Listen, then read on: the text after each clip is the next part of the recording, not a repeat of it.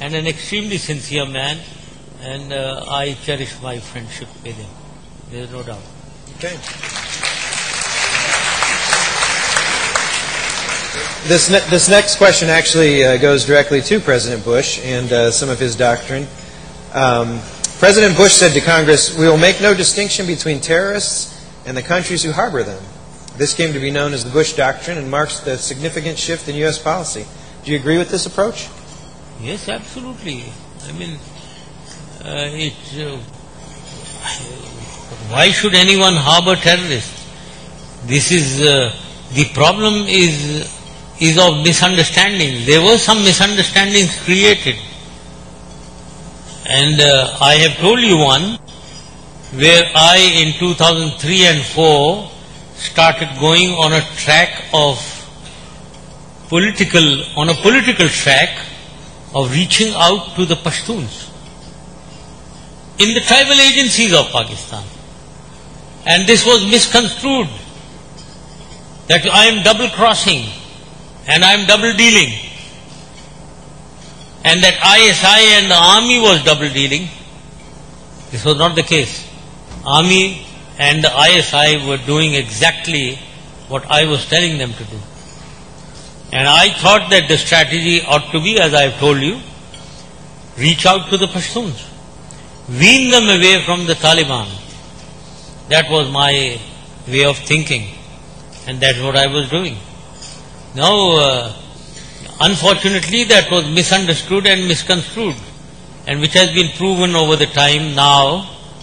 When we have to reach out on a political path, we have to reach out to they are calling it moderate Taliban. I am not agreeing with that, frankly. I am talking of, I think it is the Pashtuns who we are reaching out to.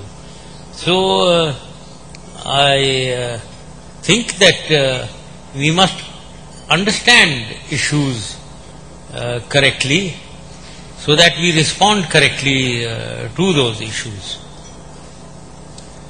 Well, this is a good way to get into the question about the secretaries of state. Does Hillary Clinton ever call you? No, she hasn't, but I have met her in the past, about 3 times in the past when I was the president. But since the time that I am out of office, I haven't. She hasn't called me. And I haven't met her. Condoleezza Rice was here a few weeks ago and spoke to our group, very well received. Can you give us any insight into conversations that you might have had with her, or how her policies may have affected? Well, I think, yes, I've met her so many times, and she used to come to Pakistan. And I think we had a good equation. Except that sometimes, going back to that previous question of yours, nobody wants to have an equation with terrorists. But what we need to understand, 2 things, yes, I would like to convey 2 things, where the misunderstandings happen. When you talk of deals with the Pashtuns, in Afghanistan, when you talk of it, you should know that it has a strategic connotation. In that, you have to include the Pashtuns in governance in Afghanistan. They need to be maybe a dominant part of government in Afghanistan. But when you are talking of deals in Pakistan, it's very, very tactical. It's at a very small level. What are we doing when I am trying to talk to the Pashtuns in the tribal agency? Only that there should be peace and law and order in that tribal agency. Period. There is no strategic issue of their joining the government. Leave aside the central government, even the provincial government. So we must understand the two. There is a lot of difference between political deals on Afghan side and political deals on Pakistan side.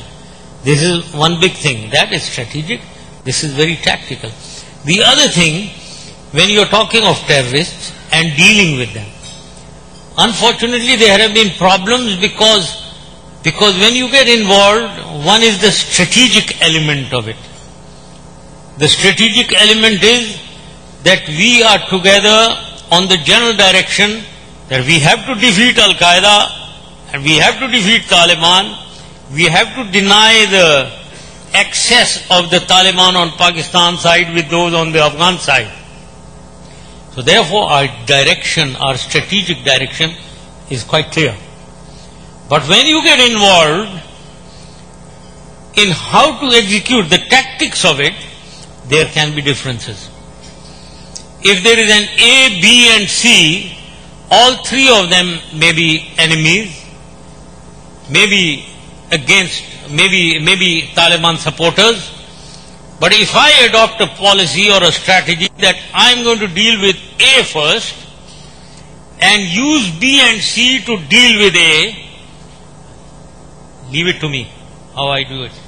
But if you start telling me, no, you leave that, you deal with B and C also. Now if I was to deal with A, B and C, I am going to create a problem for myself.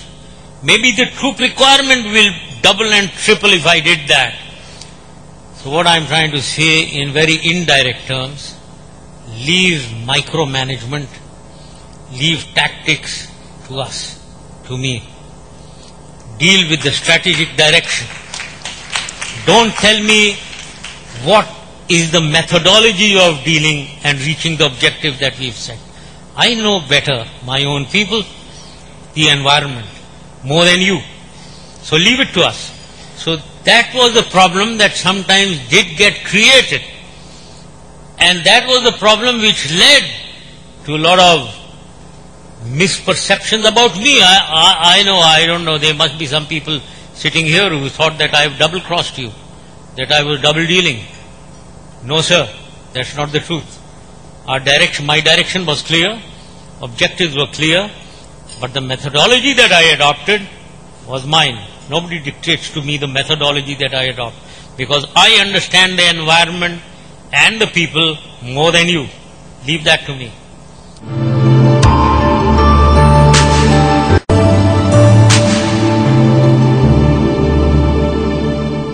So this question goes to that. There are a few of these. Do you think U.S. forces should be able to chase the Taliban into Pakistan and annihilate them, or drive them out? So the U.S. coming across into Pakistan, what role should the U.S. play? Should they do it on their own? Do they need to leave it to you? Should we do it together? How does that work? Leave it to Pakistan. As I said, it is most unpopular politically in Pakistan that you come across the border. Why do you want to do it? Why do you want to do something which is going to put the people of Pakistan massively more against you? Will you succeed in doing that is the other question. And let me tell you from a purely military angle, with all my understanding of the military, of the terrain, of the people. As I said, you are diluted in space in Afghanistan. Even now, you are diluted in space. Your force level is much less than the space demands. Therefore, why do you want to increase your space? You will fail again, and you will fail miserably. I think if you ask a military commander in Afghanistan, maybe he will agree with what I have said, purely from military point of view.